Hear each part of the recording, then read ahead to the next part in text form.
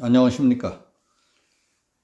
미국 의회가 한국 정부의 대북 전단 금지법에 대한 청문회 개최를 예고한 가운데 청와대와 정부가 이를 저지하기 위한 총력전에 들어갔습니다. 우리가 미국의 청문회를 막을 수 있을까 하는 문제를 알아보겠습니다. 청와대는 지난 24일 서훈 안보실장 주재로 관계 기관 담당자들을 소집해서 대북 전단법 관련 회의를 개최했던 것으로 뒤늦게 알려졌습니다. 필요하면 매일이라도 회의를 한다는 방침이라고 합니다. 정부 소식통은 우리 입장을 미국 측에 납득시키기 위해 모든 수단을 동원할 것이라고 했습니다. 인권과 민주주의를 핵심 가치로 내세우는 바이든 시대, 바이든의 출범과 동시에 한국이 인권과 표현의 자유 침해국이라는 낙인이 찍히는 최악의 상황만은 꼭 막아야 한다는 것입니다.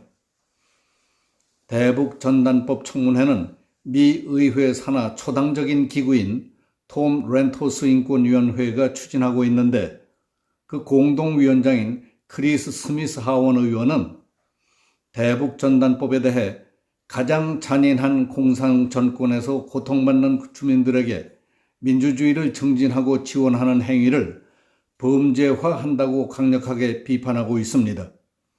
위원회는 실무자들이 법안 세부 내용을 검토하는 등 사전 작업에 들어가서 이르면 내년 1월 20일 조 바이든 대통령 취임과 거의 맞물려 바이든 행정부가 예고한 세계 민주주의 다잡기의 첫 시범 케이스로 한국이 도마에 오를 수 있다는 얘기입니다. 청문회에는 전 현직 국무부 관리, 북한 인권단체 관계자, 전문가 그룹 등이 증인으로 참석한 가운데 전단금지법뿐만 아니라 북한 인권 문제와 관련한 한국 정부의 조치들을 포괄적으로 검토할 가능성이 높습니다. 한 외교 소식통은 평생 세계 인권 향상을 위해 헌신한 렌토스 전 의원의 공로를 기려 만들어진 렌토스 위원회에서 민주화 정권이라는 문재인 정부가 인권 침해를 추궁받는다는 것은 있을 수 없는 망신이자 악몽이라고 말했습니다. 최근 렌토스 위원회의 인권 청문회 대상이 된 나라들은 나이지리아, 중국, 하이티, 온두라스 등입니다. 대북 전단법 청문회가 열리면 한국이 이들과 비슷한 취급을 받는 셈입니다. 대북 전단 금지법에 대해서는 일찌감치 국제사회에서 우려의 목소리가 나왔지만은 우리 정부는 일부 강경파 인권단체의 의례적 비판 정도로 치부해 왔습니다. 하지만 비판은 미국뿐만 아니라 자유민주진영 전체로 확산됐고 한국 민주주의에 대한 근본적 의심까지 제기되는 상황에 이르렀던 겁니다. 뒤늦게 발등에 불이 떨어진 주미 한국 대사관은 렌토스 위원회뿐만 아니라 지한파 의원들, 바이든 행정부 인사, 싱크탱크, 인권단체의 남북관계의 특수성, 접경지역 국민들이 겪는 고통 등을 집중적으로 설명하고 있습니다. 정부 인사들도 해외 언론을 통해 정부 입장을 적극적으로 밝히고 있습니다. 최근 강경화 외교부 장관은 CNN과 인터뷰를 했고 서호 통일부 차관은 미국의 북한 전문 매체 NK뉴스에 기고문을 보내 대북 전단법을 옹호했습니다. 하지만 외교부는 CNN 인터뷰 내용 중 북한의 태도를 비판하는 앵커의 발언을 법안에 동조하는 것처럼 오역했고 통일부도 대북 전단 규제를 비판한 외국 전문가 발언 취지를 왜곡해서 항의를 받은 일도 있었습니다.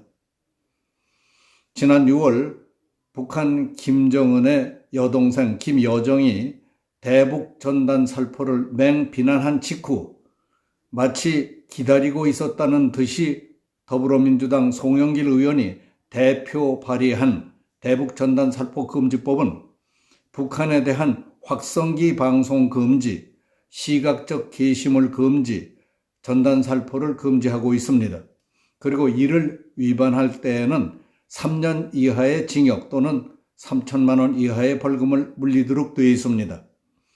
북한의 김여정이 한마디 했다고 해서 이것저것 따져볼 것도 없이 만든 것이라고 해서 김여정 하명법으로 불리는 이 법은 국제사회의 우려와 함께 국민 표현의 자유 침해와 북한 주민들의 정보 접근권과 알 권리 침해, 북한 내 정보 원천 봉쇄, 우리 군의 대북 작전을 금지하는 이적성 등이 있다는 분석과 우려가 있어 왔습니다.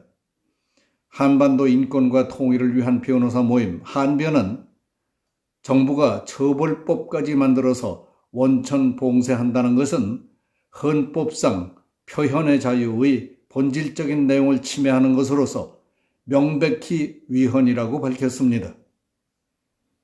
전 세계 인권 문제를 다루는 톰 렌터스 인권위원회 위원장을 비롯해서 미국 평화연구소의 패트리샤 킴 연구원은 명백한 한국 헌법 위반이며 시민적, 정치적 권리에 관한 국제규약 ICCPR을 위반하는 것이라고 말했습니다. 미국 동북아 전문가인 고든 창 변호사는 한국의 민주적 가치에 반해서 또 표현의 자유를 제한하는 법이라고 지적했고, 우리가 더 이상 한국을 민주주의 국가로 불러야 할지 확신할 수 없다고 했습니다. 정부 여당이 대북전단 금지법을 만든 것은 인권운동과 심리전에 대한 구분을 명확히 하지 못한 데서 온 착각이 아니라면 민주적 가치에 반함, 표현의 자유를 제한하는 법이라는 비판을 받을 만한 일이라고 봅니다. 미국의 고든 창 변호사가 한국을 더 이상 민주주의 국가로 불러야 할지 확신할 수 없다고 했다는 것도 그와 같은 논리와 근거에 따른 것이라고 이해됩니다. 심리전은 정부가 적에 대해 수행하는 군사 및 정보 활동을 말합니다.